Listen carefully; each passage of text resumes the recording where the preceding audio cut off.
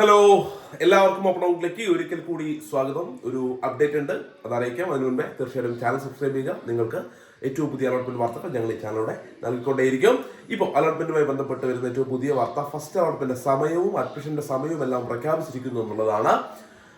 ഇപ്പോൾ വന്നിരിക്കുന്ന സർക്കുലർ പ്രകാരം +1 ഫസ്റ്റ് അലോട്ട്മെന്റ് 15-ാം തീയതി രാവിലെ 10 മണിക്ക് പ്രസിദ്ധീകരിക്കുമെന്നും ജൂൺ 15 മുതൽ 17-ാം തീയതി വരെ ആയിരിക്കും അഡ്മിഷനുള്ള സമയമെന്നുമാണ് പറഞ്ഞിരിക്കുന്നത്. സോ അലോട്ട്മെന്റ് പ്രഖ്യാപിച്ചു കഴിഞ്ഞാൽ 3 ദിവസത്തിനുള്ളിൽ നിങ്ങൾ ഏത് സ്കൂളിലാണോ അഡ്മിഷൻ കിട്ടിയത് അവിടെ പോയിട്ട് അഡ്മിഷൻ എടുക്കണം.